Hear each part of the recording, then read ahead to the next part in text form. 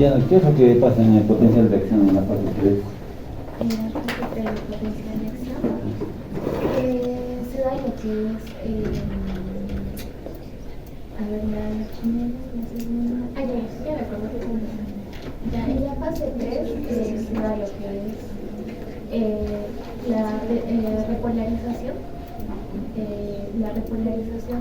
y es cuando se va a dar lo que sería el cierre de los canales de calcio y la apertura de los canales de potasio rápidos. Maru Campana, el periodo refractario normal, ¿qué tipo dura? 0.25, 0.35.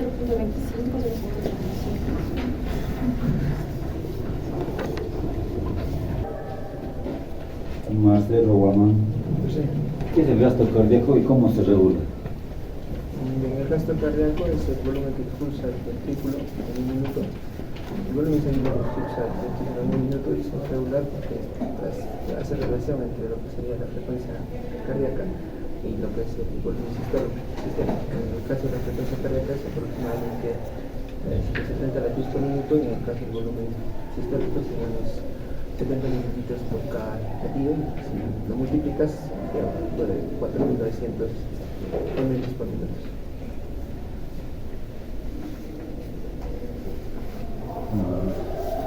Y en caso de Jonathan Farfán. Jonathan, ¿cómo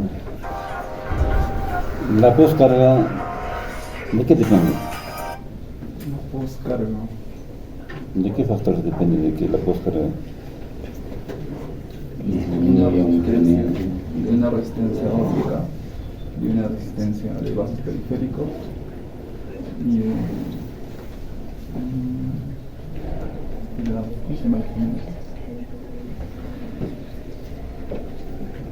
bueno, que es el radio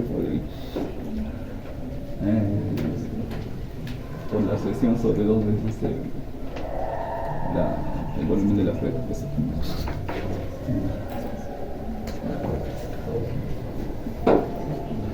Roselyn Medina, ¿la precarga de qué depende?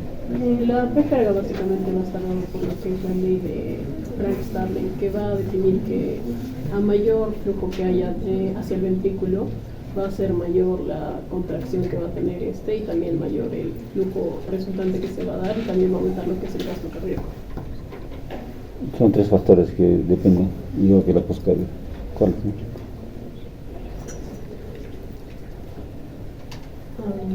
3 factores. Sí, igual que como dije, te El combinaba. retorno venoso, venoso periférico, la distensión también. Esto no es tan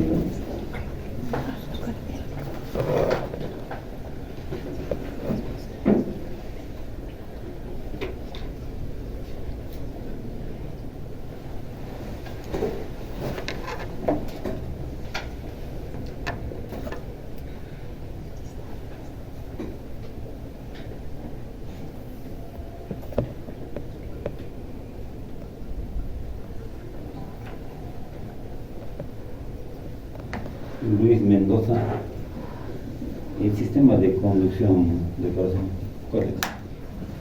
Ok, doctor. Primero empezamos con lo que es el nodo sinusal y luego se va a ir a lo que es el nodo auriculoventricular mediante 3 componentes, que es uno anterior, medio y uno posterior.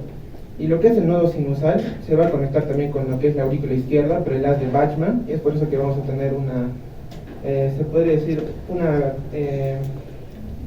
una conducción adecuada, ¿no?, de las 2 aurículas. Y luego de lo que es el nodo auriculoventricular va a pasar al haz de His. Y dentro de lo que es el haz de His vamos a tener un retardo fisiológico, se podría decir, de 0.12 segundos. ¿Esto por qué? Porque las aurículas se tienen que contraer antes que los ventrículos. Y después este haz de His se va a dividir en dos, una rama izquierda y una rama derecha. Lo que es la rama izquierda vamos a tener las fibras de Purkinje, lo que es la rama derecha a lo que son los fascículos inferoposterior y anterosuperior.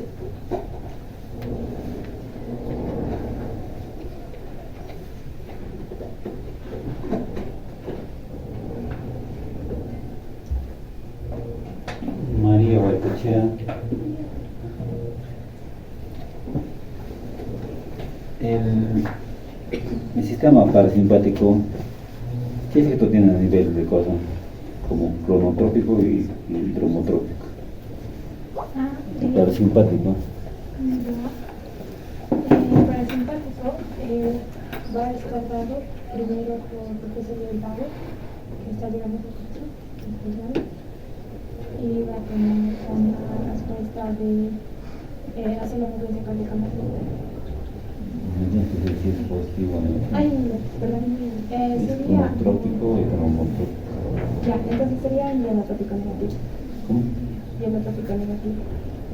No, es retracción para ti. Es cronotrópico. Es cronotrópico. ¿Pero qué es cronotrópico? ¿Positivo o negativo? Ay, ya, un cronotrópico negativo. ¿El dromotrópico? Sería un hielo. ¿Llama? El dromo. Dromo. Sería un dromotrópico positivo. Ya, eso es todo, ¿eh? Buenas tardes. En esta oportunidad vamos a hablar sobre la fisiología cardíaca y vamos a empezar con el tríptico. Aquí estamos asumiendo los aspectos importantes, por ejemplo lo que es el corazón y como un mecanismo de bombas que se va a dividir como corazón izquierdo y corazón derecho. Lo que es la fisiología del músculo cardíaco, que va a tener tres elementos importantes, lo que es el músculo auricular, el músculo ventricular y las fibras musculares, que posteriormente lo voy a explicar. Vamos a hablar sobre también la anatomía del músculo cardíaco, cómo es que estas van a estar compuestas en un retículo y estas se van a dividir, se van a combinar y luego se van a volver a dividir. El músculo cardíaco es un sinsitio, también lo vamos a explicar por qué es un sinsitio, las propiedades que tiene el músculo cardíaco, por ejemplo, lo que es el automatismo, la contractilidad, la excitabilidad y la productividad. Vamos a hablar también de lo que es el potencial de acción, y en el potencial de acción vamos a hablar sobre las fases que ocurren para que se dé el potencial de acción, por ejemplo, la fase 0, la fase 1, la fase 2, la fase 3 y la fase 4, que en otros términos sería la despolarización, la repolarización inicial, la fase meseta, la repolarización y la que es la fase de reposo. Ahora vamos a hablar también del ciclo cardíaco. Vamos a hablar cuáles son los fenómenos integrados entre latido y latido, por ejemplo lo que son fenómenos como eléctricos, mecánicos, cambios de presión, cambios de flujo, y también vamos a hablar cómo es que el ciclo cardíaco, cuál es el valor del ciclo cardíaco, que va a ser el valor inverso de la frecuencia cardíaca. Ahora también vamos a hablar sobre lo que son las curvas de presión, los cambios de presión a nivel auricular, a nivel ventricular, a nivel de la aurícula, los cambios de volumen en los ventrículos izquierdos, cómo es que se relaciona el EKG con lo que son las curvas de presión. También vamos a ver lo que es la fonocardiograma, que es el registro de los ruidos cardíacos. También vamos a hablar sobre lo que es el diagrama de volumen-presión, lo voy a explicar de mayor, en difusión lo voy a explicar de manera muy detallada, qué es lo que pasa en el periodo de llenado, en el periodo de contracción subvolumétrica, en el periodo de eyección y en la relajación subvolumétrica. Y por último, en mi tema, vamos a hablar sobre la relación del EKG con lo que es el ciclo cardíaco. Ahora vamos a continuar la exposición con el gasto cardíaco, explicar su concepto, cómo se va a guiar de maneras, también los factores que van a afectar el gasto cardíaco, cómo el retorno venoso va a estar involucrado en el gasto cardíaco, los mecanismos que van a controlar el gasto cardíaco, que es el Frank-Starling, también la regulación del gasto cardíaco, los mecanismos que en este caso es la precarga, poscarga y la contractibilidad. Luego vamos a explicar la función sistólica y diastólica que tiene que ver con el gasto cardíaco. Y por último, el sistema de conducción del corazón, sus componentes, el tiempo de llegada de cada uno, la frecuencia de descarga que va a tener cada componente del sistema de conducción y por último las características de este.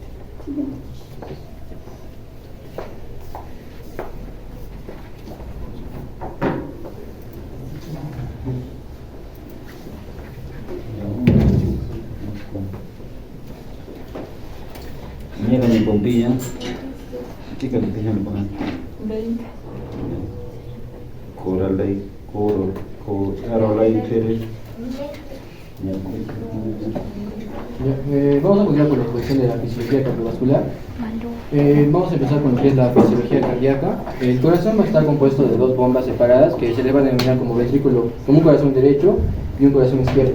El corazón derecho va a estar dividido por el tabique auriculoventricular en dos cavidades, ¿no? La aurícula derecha y el ventrículo derecho.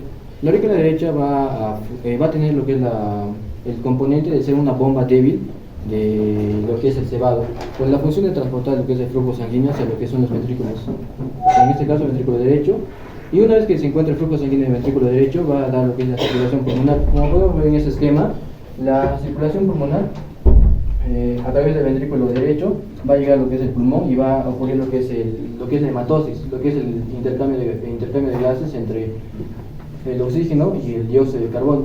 Una vez que la sangre se haya oxigenado y regresa a lo que es la aurícula izquierda, va a pasar lo mismo, ¿no? Que va a ser una bomba de cebado que hace que la sangre llegue a lo que es el ventrículo izquierdo, y el ventrículo izquierdo va a estar como la principal bomba de fuerza, porque va a hacer que la sangre tenga una circulación sistémica, es decir, que vaya hacia todo el cuerpo. Ahora, vamos a hablar sobre lo que es la fisiología del músculo cardíaco, que va a estar formada por tres elementos importantes: el músculo auricular, el músculo ventricular y lo que son las fibras musculares. En lo que es el músculo auricular y el músculo ventricular, es que estos van a tener la capacidad de mayor contracción, y las fibras musculares van a poseer lo que es tanto la excitación y la conducción.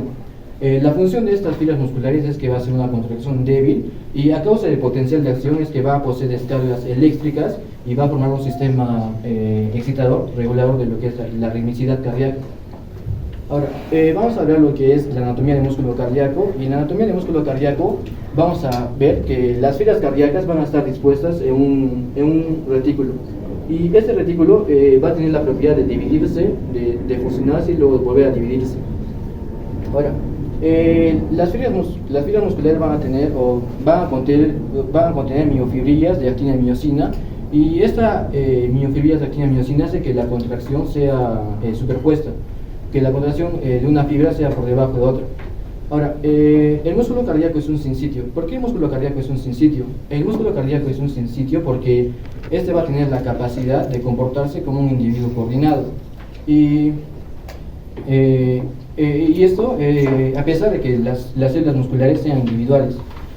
Entonces tenemos lo que es los discos intercalados, y los discos intercalados van a ser membranas celulares que van a separar tanto las células musculares del músculo cardíaco, y también va a tener la función de fusionar y van a formar uniones comunicantes. Es por eso que las células musculares van a tener las siguientes propiedades: la que es el automatismo, que quiere decir que la célula muscular va a tener la capacidad de generar su propio estímulo, eléctrico sin la necesidad de tener un estímulo nervioso externo.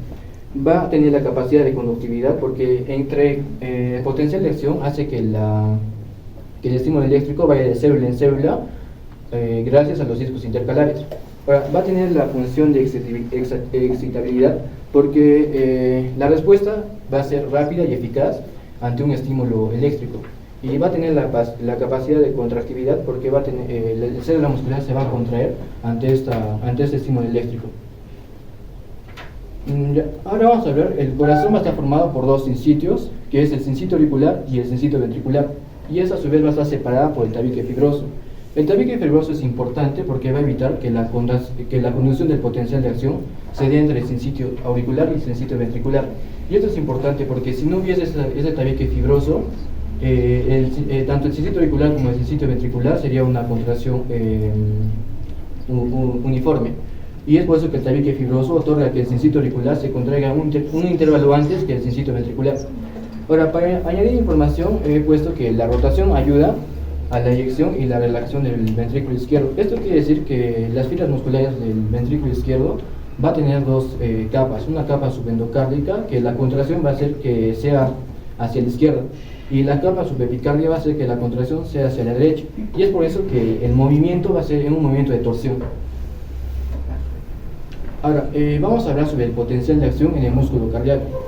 Podemos ver en esta imagen que es la espiga, que va a estar que se va a registrar la espiga desde un valor negativo hasta un valor positivo con un promedio de 105 milivoltios. Y esto quiere decir que va a ir desde un valor negativo de menos 85 a un valor positivo de más 20 milivoltios, y eso se va a dar gracias a lo que es la apertura rápida de la apertura de los canales de sodio. Ahora, nos preguntamos, ¿qué produce el potencial de acción y la meseta en el músculo cardíaco? El potencial de acción va a estar dividida por en dos canales, ¿no? A diferencia de lo que es el músculo esquelético, que solo va a presentar lo que son los canales rápidos de sodio. En este caso, el músculo cardíaco va a tener dos canales, canales rápidos de sodio y canales lentos de calcio. Ahora, en los canales de calcio tipo lento, cuando esta se cierra, va a generar que haya una mayor permeabilidad de lo que son los iones de potasio, y es por eso que la membrana llega a su estado de reposo. Ahora vamos a ver las fases del potencial de acción, que es muy importante, que va a estar en 5 fases, ¿no? La primera es la fase 0, que es la fase de despolarización. Lo que ocurre en esta fase es que se abren los canales de sodio, y como se abren los canales de sodio, el sodio ingresa masivamente a la célula, y es por eso que la membrana se despolariza, se hace positiva, y de ahí el nombre de despolarización. El potencial de membrana va a alcanzar lo que es el 20 milivoltios, de lo que comenzó en menos 85 milivoltios. En la fase 1, que es la fase de repolarización inicial, ocurren las siguientes características.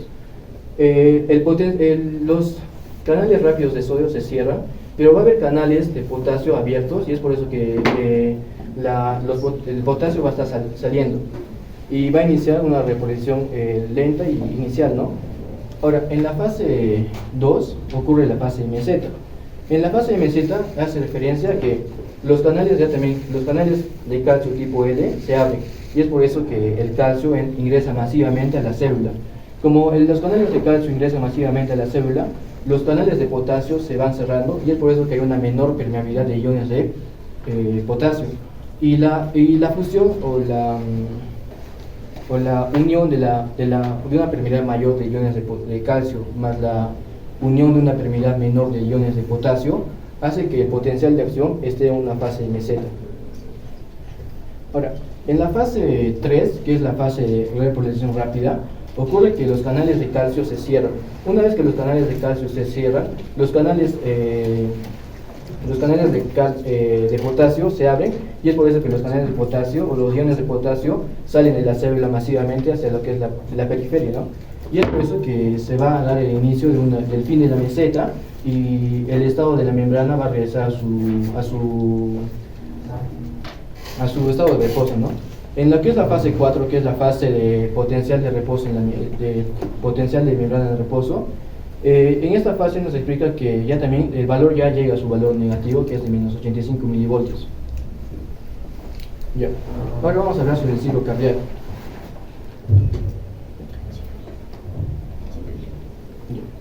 El ciclo cardíaco va a estar compuesto por diferentes fenómenos, que son fenómenos integrados entre latido y latido, que son eléctricos, mecánicos, cambios de presión, cambios de flujo y cambios de volumen, y es por eso que se origina lo que es el ciclo cardíaco. Ahora, el ciclo cardíaco total, incluyendo lo que es la diástole y la sístole, va a ser el valor inverso de la frecuencia cardíaca. Esto quiere decir que el ciclo cardíaco total va a ser igual a, por ejemplo, si la frecuencia cardíaca es 72, 1 sobre 72, y esto va a ser igual a 0,0139.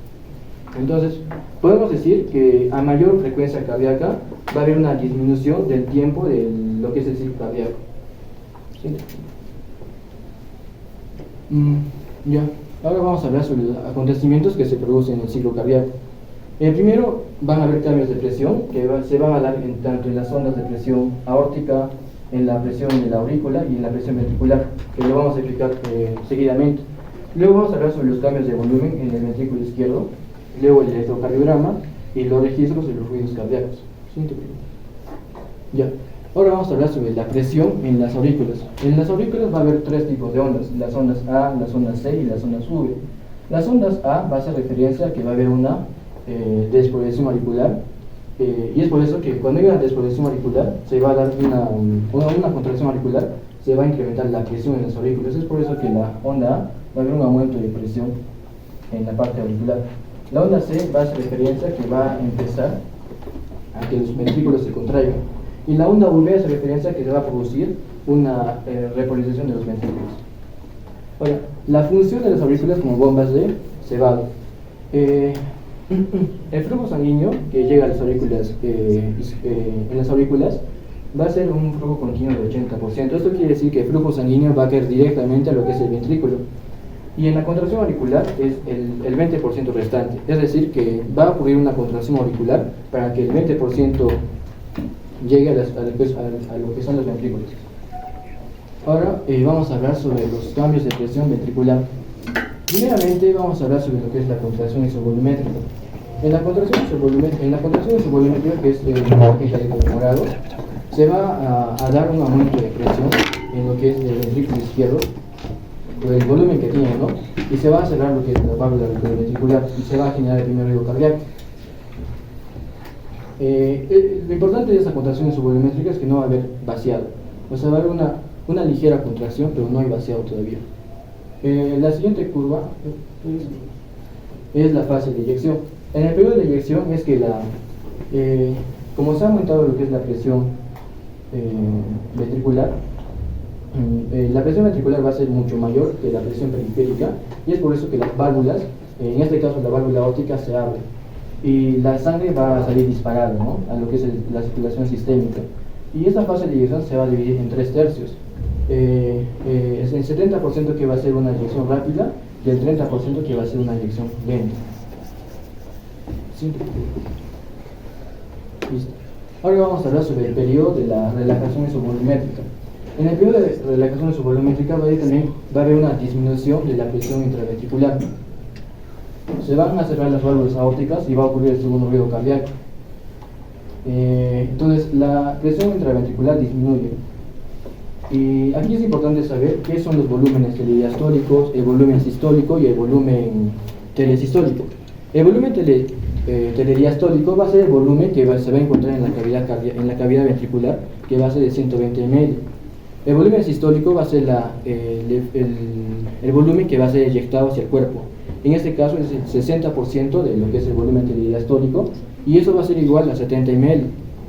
El volumen telesistólico va a ser el volumen restante, es decir, si ya eyectaste el 60%, te queda 40%. Ese 40% va a ser el volumen sistólico, que se va a quedar dentro del ventrículo izquierdo. Ahora, vamos a hablar sobre lo que es los cambios de presión aórtica. En los cambios de presión aórtica podemos observar que va a haber lo que es un aumento de presión ventricular.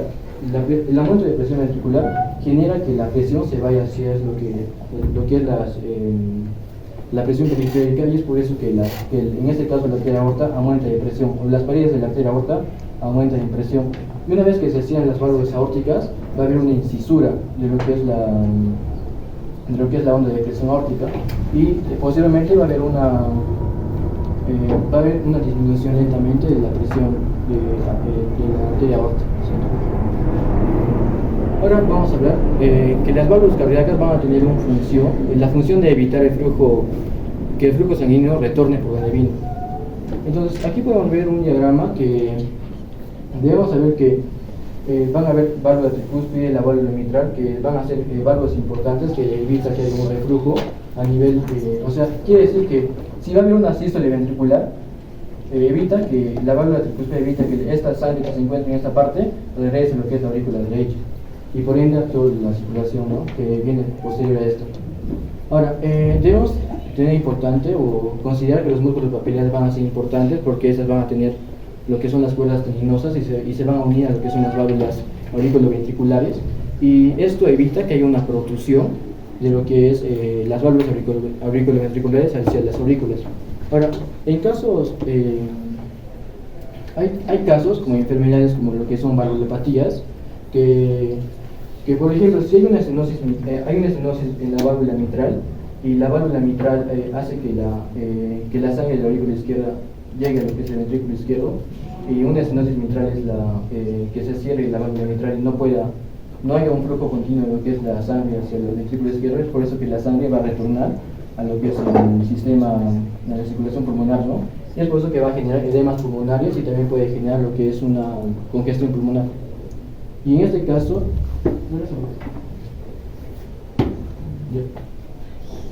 también podemos ver que si hay una alteración en la válvula tricúspide, el flujo sanguíneo va a regresar por lo que es el sistema, ¿no? Y es por eso que puede presentar pacientes con hepatomegalia, con edemas.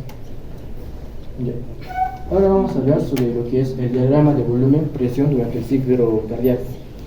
El diagrama de volumen presión durante el ciclo cardíaco va a estar originado por 4 fases, que incluso llegan a ser 5 porque el periodo de llenado se va a dividir en 2, un llenado activo y un llenado pasivo. Aquí podemos explicar que el periodo de llenado va a empezar con 50 ml, porque el 50 ml va a ser el volumen TL sistólico. Entonces, las válvulas mitrales van a estar abiertas y es por eso que va a haber un flujo sanguíneo de las aurículas a los ventrículos. Y es por eso que de 50 ml va a pasar a 120 ml y ahí es cuando se origina lo que es el volumen telediastólico, o sea, el volumen que está dentro de la cavidad ventricular. Lo que pasa en la siguiente fase es que va a ocurrir lo que es la contracción subvolumétrica. Como va a haber un aumento de lo que es el volumen, va a aumentar también lo que es la presión. La presión se dispara y se va a igualar con la presión periférica. Y es por eso que la válvula mitral se va a cerrar. Y no haber, lo importante de la contracción subvolumétrica es que va a ocurrir el primer ruido cardíaco, que es el cierre de la válvula mitral, en este caso si hablamos del ventrículo izquierdo. Ahora, una vez que la presión está igualada con la presión periférica, una contracción de lo que son los ventrículos hace que la presión se dispare aún más, y es por eso que la presión intraventricular va a ser mayor que la periférica, y es por eso que la válvula aórtica se abre y va a ocurrir lo que es el periodo de eyección. Una vez que ocurre el periodo de eyección, que también se va a dividir en los 3 tercios, ¿no? El 70% va a ser activo y el 30% va a ser pasivo. La presión de la intraventricular va a tener que caer, porque ya también la presión que estaba dentro de la intraventricular se va a ir hacia lo que son las paredes, en este caso de la arteria aorta. Ahora, una vez que la presión va cayendo, va a ocurrir la siguiente fase, que es la fase de relajación subvolumétrica, que quiere decir que la válvula aórtica se va a cerrar y va a ocurrir el segundo ruido cardíaco. Se cierra y disminuye lo que es la presión intraventricular. Ahora, en esta diapositiva podemos observar, a manera de resumen, qué es lo que ocurre en cada fase, ¿no? Vamos a ver que, como ya les mencioné, ¿no? El llenado se va a clasificar de 2 tipos, llenado activo y llenado pasivo. El llenado activo va a ser la apertura de las válvulas auriculoventriculares. ¿Para qué? Para que el flujo sanguíneo caiga hacia lo que son los ventrículos. Y el llenado pasivo va a ser lo mismo, pero el volumen que va a estar dentro del ventrículo va a ser de 120 ml y se va a disminuir lo que es la precarga y el volumen telediastólico. Lo que ocurre después es el periodo de contracción subvolumétrica, aumento de presión, la válvula auriculoventricular se cierra, las válvulas semilunares también se cierran, y la válvula auriculoventricular cuando se cierra es el primer ruido cardíaco. Va a haber una ligera contracción, pero no va a haber vaciado. El siguiente periodo, que es el periodo de eyección, es que la presión ventricular el periodo de eyección, la presión va a ser mucho mayor que la presión periférica, y es por eso que las válvulas semilunares se van a abrir. Y en el periodo de relajación subvolumétrica ya también va a haber un cerrado de las válvulas semilunares y va a ocurrir lo que es el segundo ruido cardíaco. Ahora, vamos a ver qué es lo que regula el bombeo cardíaco. El bombeo o el ciclo cardíaco va a ser regulado por dos regulaciones, ¿no? Es la regulación cardíaca intrínseca y la regulación cardíaca extrínseca. La regulación cardíaca intrínseca va a estar principalmente regulada por el mecanismo de Frank-Starling. El mecanismo de Frank-Starling nos dice que a una mayor cantidad de flujo sanguíneo va a haber una mayor fuerza de contracción y por ende va a haber una mayor distensibilidad del músculo cardíaco. En lo que es la regulación extrínseca, regulación cardíaca extrínseca, hace referencia a lo que es el sistema nervioso autónomo. El sistema nervioso autónomo está dividido por dos nervios simpáticos y nervios parasimpáticos, que es el nervio vago. En los nervios simpáticos, cuando tú ves a una persona simpática, aumenta tu frecuencia cardíaca y es por eso que aumenta también tu gasto cardíaco. Cuando ves a alguien que es feíto, aquí, tu frecuencia cardíaca disminuye y por eso el gasto cardíaco también disminuye. Ahora vamos a ver la relación del EKG con lo que es el ciclo cardíaco. Aquí podemos observar en esta gráfica que la onda P hace referencia a lo que es la desproyección auricular. Y como hay una desproyección auricular, la onda A, de lo que es la presión arterial, su presión aumenta. Y el complejo QRS hace referencia a la despolarización ventricular, y es por eso que va a haber un aumento en lo que es la onda de presión ventricular. La onda T hace referencia a lo que es la repolarización auricular. Por último, vamos a ver lo que es la relación de ruidos cardíacos con lo que es el ciclo cardíaco. Podemos observar en esta diapositiva lo que ocurre, ¿no? El primer ruido es la cerradura de las válvulas auriculoventriculares. El segundo ruido va a ser la cerradura también de las válvulas sigmoideas, y el tercer ruido se va a deber a un llenado ventricular rápido que es fisiológico en niños y en embarazadas, pero en adultos mayores va a ser patológico. El cuarto ruido va a ser a una sístole auricular, como se puede observar en este video.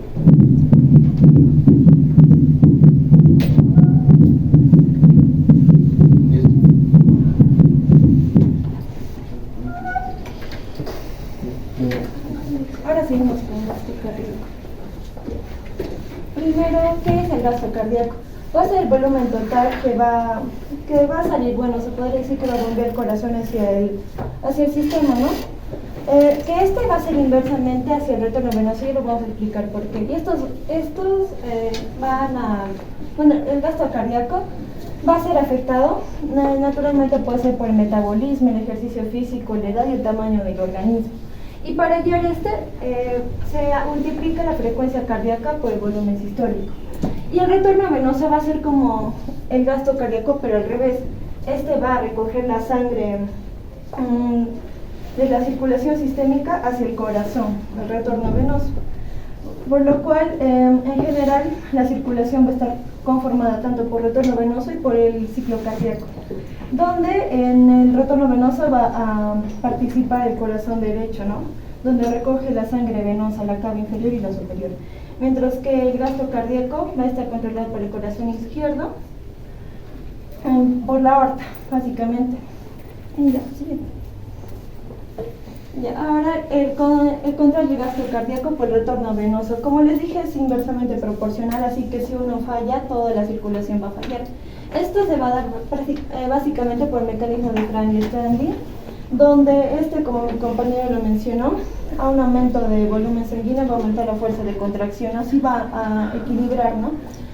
La llegada de sangre para una adecuada distribución, por lo cual asegura que el corazón bombee adecuadamente la sangre. Como se puede ver acá, la presión y el volumen van a aumentar, van a ser proporcionales. Ahora, los límites del gasto cardíaco. Lo normal va a ser que sea 5 litros por minuto, aunque puede llegar hasta 12 litros por minuto. Si llega más de sería ya hipereficaz e hipoeficaz, que les voy a explicar luego. En el caso de factores que provocan un corazón hipereficaz o que haya un gasto cardíaco mayor, puede ser por una hipertrofia cardíaca, puede ser por hormonas como la adrenalina, por ejemplo, una estimulación simpática. En el caso de factores que provocan un corazón hipoeficaz, puede ser enfermedades cardíacas en general, por ejemplo, un aumento de presión arterial, factores patológicos que van a alterar el corazón, el ritmo cardíaco. También puede ser, por ejemplo, arritmias, taquiarritmias, bradiarritmias, bloqueo de una arteria coronaria que puede producir un infarto o una isquemia.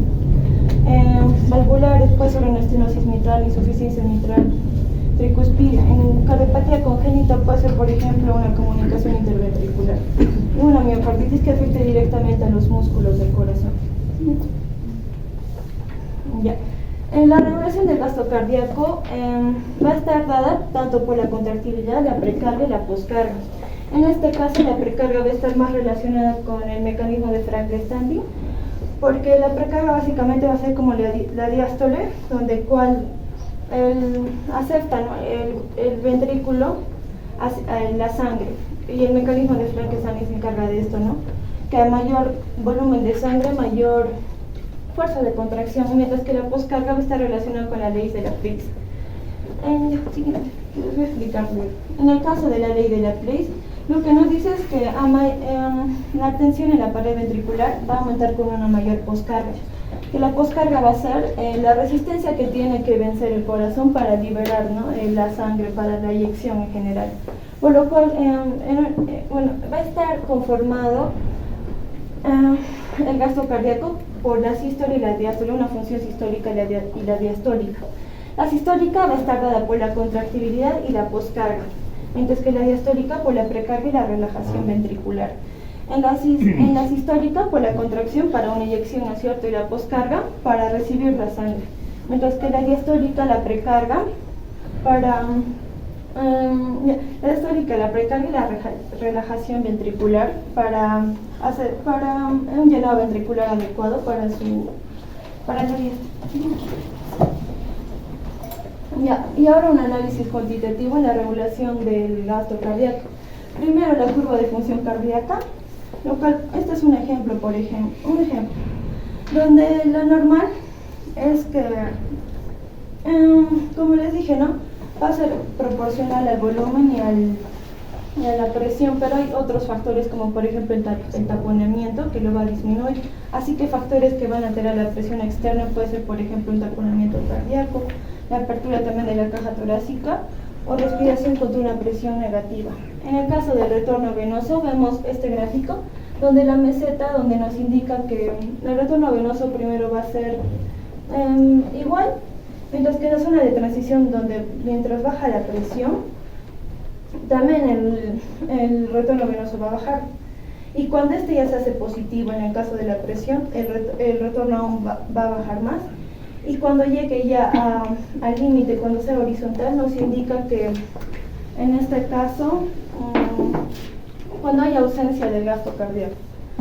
Bueno, y en este también hay factores que pueden alterar el retorno venoso, como puede ser una presión en la aurícula derecha. Ya sabemos que la aurícula derecha recoge la sangre de todo el sistema, ¿no?, sangre venosa. También el grado de llenado de la circulación sistémica y una resistencia de flujo sanguíneo. Ahora excitación rítmica del corazón. Básicamente el sistema de conducción va a estar formado por el nodo sinusal que está acá, luego los vías internodales, que va a ser una media, anterior y una posterior, los nódulos el nódulo auriculoventricular, también vamos a tener las de Bachmann, que va a ir hacia la aurícula izquierda, el haz auriculoventricular, o como se conoce, ¿no?, las de His, y el último va a ser el haz de las fibras de Purkinje, la cual va a ver una rama izquierda y una rama derecha. Siguiente. En este caso, todo va a empezar con el nódulo sinusal, la cual su ubicación, como se puede ver acá, va a estar como lateral y posterior en la aurícula derecha, ¿no? Su función de esta básicamente va a ser el marcapasos natural de nuestro corazón, la cual va a iniciar la conducción eléctrica hacia todo el corazón.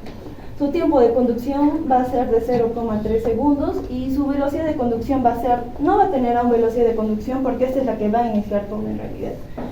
Luego vamos a tener las vías internodales, que ya les dije que va a ser una media, anterior y posterior, donde su función va a ser comunicar aquí al nodo sinusal con el nodo auriculoventricular, donde su tiempo de conducción es de 0,03 segundos a 0,04.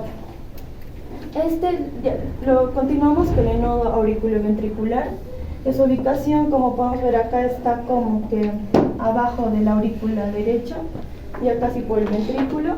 Su función de esta va a ser conectar ambos, el nodo sinusal y también, se podría decir, las aurículas y los ventrículos. El tiempo de conducción de esta va a ser a 0,09 segundos y la velocidad de conducción a 0,0 metros por segundo.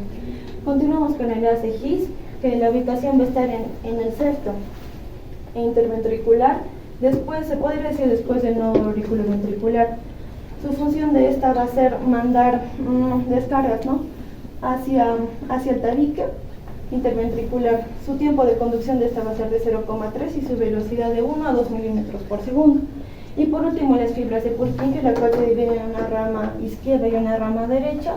Su ubicación va a estar también en el septo, dividiéndose hacia todo el músculo ventricular. Su función de esta va a ser, va a ayudar va a provocar la contracción de los músculos en el ventrículo derecho, tanto el izquierdo. Y su tiempo de conducción va a ser de 0,03 segundos a 0,04 segundos, con una velocidad de conducción de 4 metros por segundo. Ahora el tiempo de llegada del impulso.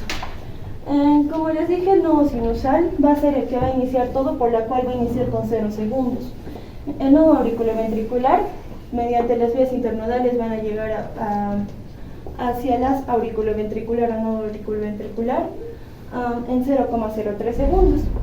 Ahora, el as auriculoventricular, para ir hacia el as X, va a tomar un tiempo de 0,12 segundos, y por último hacia el tabique interventricular, para que se divida las fibras a las raíces de las fibras de Purkinje, 0,10 segundos. Poco a poco va a aumentar su segundo porque van a llegar hacia la parte más, se puede decir, distal del corazón, demorándose aún más. Bien. Ahora la frecuencia de la descarga del sistema de conducción. Como sabemos, ya les dije que el nodo sinusal es el marcapasos natural del cuerpo, y por lo cual determina nuestra frecuencia cardíaca normal, que es de 60 a 100 latidos por minuto. Luego tenemos al nodo auriculoventricular, que es esta produce de 40 a 50 latidos por minuto, y nos puede reemplazar la función del nodo sinusal si esta se altera, por ejemplo. Luego tenemos el as de His, que es de 30 a 40 latidos por minuto. Y por último, las fibras de Purkinje, que es ya menor porque están más distales, de 15 a 30 latidos por minuto. Ahora, por último, las características del sistema de conducción, que van a estar relacionadas con el músculo cardíaco, con los miocitos. El cronotropismo, que va a ser el automatismo, donde el músculo cardíaco va a tener esa propiedad automática, ¿no?, de activarse sin algún estímulo externo. El dromotropismo o conductibilidad, donde esta característica hace que el músculo ventricular pueda conducir la actividad eléctrica. Luego el vamotropismo, que es la función en la cual las células pueden excitarse mediante las descargas eléctricas que van a venir. Por el inotropismo, la cual es la función para que tenga el corazón, en este caso el miocito, los músculos del corazón, para contraerse. Y por último, el lucitropismo, la cual tiene la capacidad, el músculo cardíaco tiene la capacidad para una relajación. Eso, o sea, las características del sistema de conducción y de los músculos, como mi compañero mencionó, van a estar relacionados ambos, porque ambos están relacionados con la conducción eléctrica del corazón.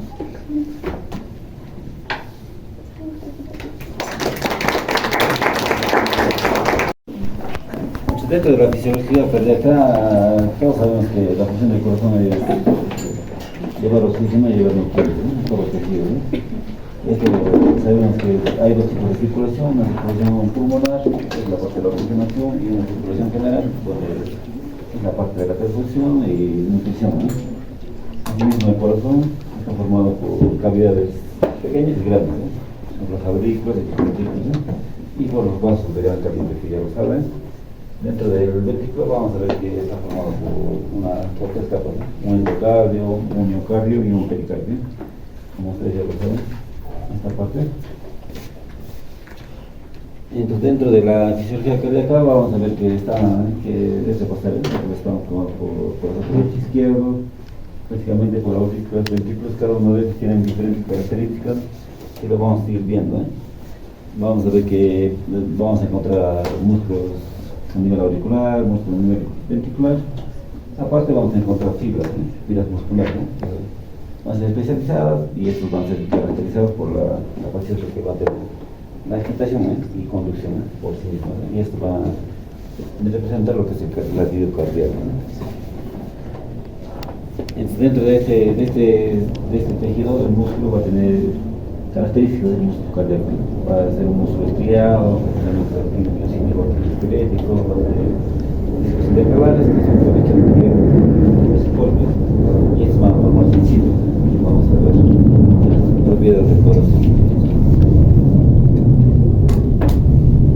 Entonces, acá vamos a ver que vamos a repasar, vamos a ver dos tipos de sitios que van a ser características, y esto lo vamos a representar. Entonces, vamos a ver, tener un sitio auricular, que es muy diferente a un sitio ventricular, que tiene diferentes características, y además de las fibras, que son especializadas de conducción y expresión, no sinusal, no ventriculares. Estos sitios nos van a dar ciertas características que vamos a comparar con el músculo esquelético, ¿eh? Entonces, pero no necesita más tiempo de polarizado, más de 0.02 segundos es la diferencia, y esto se va a dar por diferentes cambios iónicos que se va a dar. Entonces la pregunta es ¿por qué el músculo esquelético es más corto? Tú das una orden y termina la orden.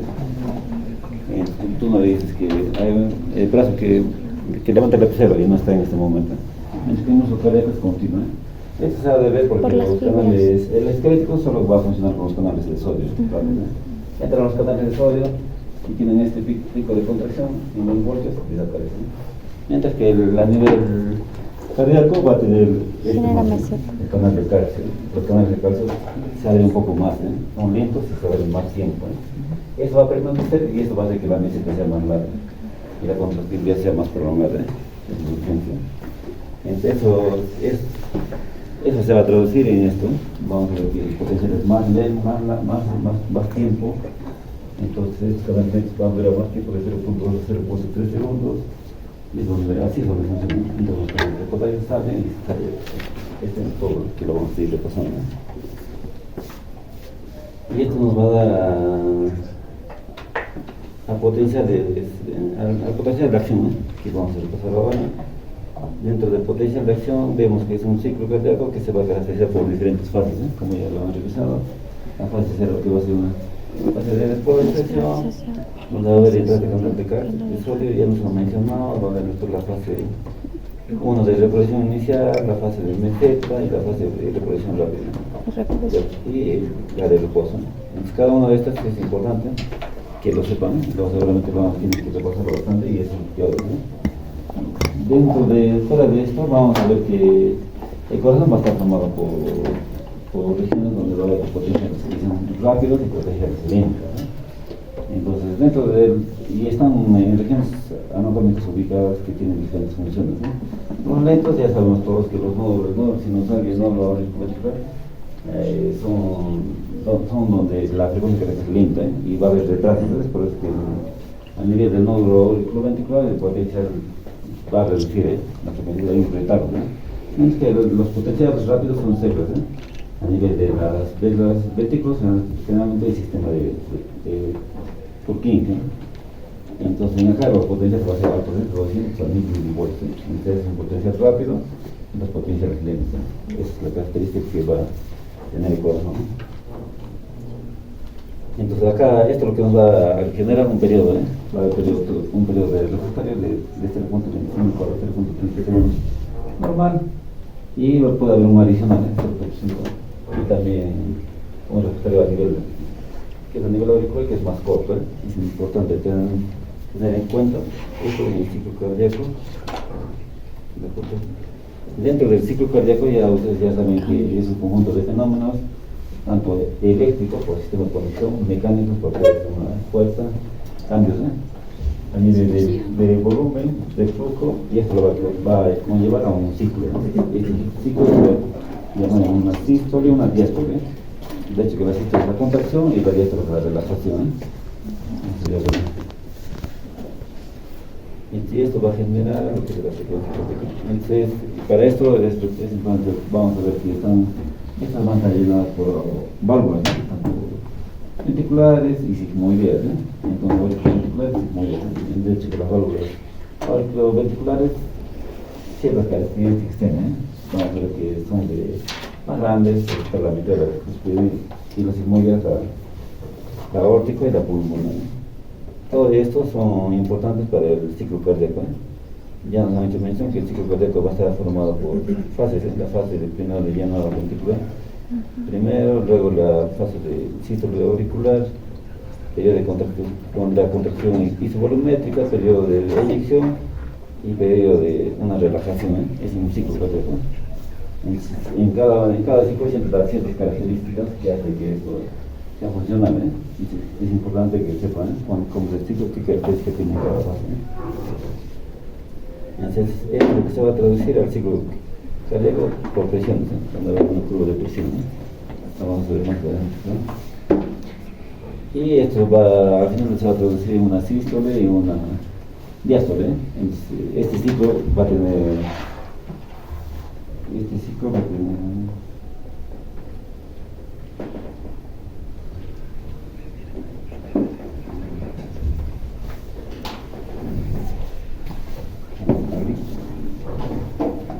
Me escribe, ¿eh?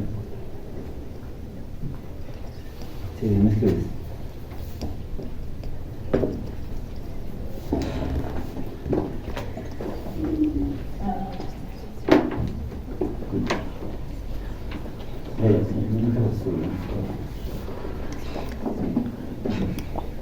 Entonces, estamos viendo que la contracción venticular volumétrica es en la parte de la parte de la contracción y además va a haber la parte de la eyección, ¿no? Mientras que en la diástole es un problema de relajación, ¿no? Se va a relajar, se va a llenar la parte ventricular y es la característica, ¿no? Y esto es lo que va a llenar el ciclo cardíaco, ¿no? Y esto se va a traducir lo que es el famoso luz que diría ustedes, ya lo repasan la parte de tráfico. Entonces es importante también tener en cuenta las presiones de las cavidades, ¿no? De hecho que en las regiones donde va a haber un retorno, tanto en la aórica y derecha e izquierda, la presión es más baja, ¿no? Son de 2 a 8 minutos. En el cuello, a nivel del ventrículo izquierdo, de hecho que por un va a depender de en qué fase está, si está en la diástole. Si está en una sistólica puede llegar a 100 hasta 40 en el cuello. Pero vamos a ver que a nivel de la aorta, si está en una sistólica de 100 a 140 puede ser, ¿no? Entonces es importante ver el tema de la presión, ¿no? Porque siempre hay válvulas que van a estar colapsadas, ¿no? Entonces la curva de presiones donde se va a traducir las fases, ¿no? Entonces cada uno tiene diferentes curvas, ¿no? Vamos a ver a nivel de una presión de la aurícula, ventículo, volumen, todo esto se va a poder traducir con el electrocardiograma, que lo vamos a mostrar. Entonces es importante que siempre veamos estas fases, ¿eh? Entonces, la fase 1, 2, 3, 4, todo esto va a llegar el ciclo cardíaco, incluye una relajación, periodo de llenado, una contracción y pérdida de eyección. Eso va a ser las películas. Entonces las válvulas van a tener diferentes funciones, es importante recordarles, que las válvulas, tanto auriculoventriculares, son lentas, suaves, que las terminadas son más rápidas, van a tener diferencias, que nos van a caracterizar a cada válvula. También, aparte de las válvulas, vamos a ver que van a intervenir los músculos papilares, que son estos que se van a contraer ante diferentes funciones y también nos van a ayudar en el ciclo cardíaco. Y esto se va a traducir lo mismo, se va a traducir todas estas fases, se va a traducir en el electrocardiograma y va a dar ciertas características que podemos interpretar, ¿no? Fase de despolarización, fase de repolarización, ¿no? Entre la onda P, complejo QRS y la repolarización la onda T, a nivel ventricular, ¿no? Y esto se va a traducir en los ruidos cardíacos que ya hemos visto. También vamos a ver qué es el gasto cardíaco, este es el volumen inyectado por cada minuto, ¿eh? Que se va a calcular la frecuencia cardíaca por el volumen sistólico, ¿eh? Cuánto volumen sistólico es 70 por la frecuencia cardíaca, y eso nos va a dar el gasto cardíaco, que es una cantidad tanto en varones y en mujeres es diferente. Este gasto cardíaco se va a ser regulado por diferentes factores, ¿eh? Va a depender de la precarga, que cuánto volumen retorna, va a depender de la capacidad contractible del ventricular. A nivel postcarga, va a depender de la tensión de la parte que lo vamos a ver y la reposición cardíaca. Todos estos factores son importantes y esto va a regular el ciclo de gasto cardíaco. Entonces, la relación de fármaco está ahí, es por la que se necesita, a mayor que se necesita hay mayor contractividad, ¿no? Es que vamos a ver. Luego vamos a ver la ley de la base, que es por la tensión, mientras que hay una tensión, una captación de oxígeno va a depender. Si hay mayor tensión o disminución de la tensión, esta va a haber una contracción incrementada o disminuida. Entonces, dentro de la postcarga vamos a ver que se va a hacer esta porque va a depender de la geometría ventricular, como está la parte del músculo ventricular. Va a depender de la impedancia óptica y de la resistencia periférica, y eso va a depender de la postcarga. Y la precarga va a depender del retorno, digamos, la capacidad de retorno venoso, de la distensibilidad de la capacidad de relajarse del ventrículo y la capacidad de la sístole. Entonces, esas son características que nos van Luego vamos a ver la regulación del bombeo cardíaco, que va a estar regulado por, igual eso nos repasan, por la regulación intrínseca del bombeo. Ahí va a intervenir la ley de Starling. Luego va a depender de las curvas de presión, esto, y también va a depender del sistema extrínseco, que es el simpático y parasimpático. De hecho, cada uno tiene ciertas diferencias que uno tiene que repasar, y esto nos va a dar ciertas características. Entonces, por diferentes mediadores, tanto ya se dijo, a nivel de receptor beta 1, vamos a ver que tienen efectos diferentes, tanto simpático y parasimpático. De hecho, que el parasimpático es todo negativo, prolongótico y hipermetrófico negativo, y el simpático es positivo. Entonces, estos nos van son características de conducción. El corazón va a tener, la capacidad de va a tener que, los celos van a ser automáticos, va a tener una capacidad de tropismo incrementado. El tropismo es la capacidad de conductibilidad, el homotropismo es la capacidad de excitabilidad, y el inotropismo es la capacidad de contractibilidad, y el lucitropismo es la capacidad de relajación. Es un característico del sistema de conducción cardíaca. También otras vamos a repasar que va a depender directamente de los canales de sodio, de potasio y calcio. Es importante, entonces esto va a alterar bastante. Si hay un exceso de calcio, entonces el corazón va a ser flácido, entonces va a haber una flacidez, entonces la frecuencia cardíaca se va a reducir, el gasto cardíaco también va a reducir, se incrementa. Mientras que el calcio es al revés, si el calcio se incrementa, el corazón ya también va a ser espástico, va a haber una contracción. Solo cuando son hipocalímicos, cuando baja el calcio, va a haber una rigidez cardíaca, y puede disminuir. Entonces, eso también interviene en la parte cardíaca. Y también la temperatura. La temperatura puede afectar tanto el gasto cardíaco, tanto por incremento o por descenso. Se dice que cuando hay una temperatura elevada, va a haber un incremento de la permeabilidad de iones a nivel cardíaco, y eso va a acelerar. Por eso que los pacientes que tengan fiebre hacen taquicardia, la contractilidad es un incremento. Luego pasamos a la parte del sistema de conducción, que ya nos han hecho un repaso. Siempre es importante dónde se origina el impulso, el nódulo sinusal, va a ir por las tres vías, a la auricular derecha, y luego pasa al nódulo auricular tisular, luego a las vejices. En las vejices se va a dividir rama derecha, rama izquierda, la derecha a la ciclos del flujo quinque, y la izquierda a los fascículos, que es anterior superior y posterior. Ya que estamos acá hablamos más que todo del tiempo. El impulso se haga a los 0.9 sinusal, al nódulo actualmente puede llegar a los 0.3 segundos, y acá hay un retardo, por eso que en el alta aquí aparece 0.2 segundos, y al nivel del tabique ventricular 0.10 segundos. Es el retraso fisiológico que se puede encontrar. Ya chicos, eso es todo. Nos vemos en la siguiente clase.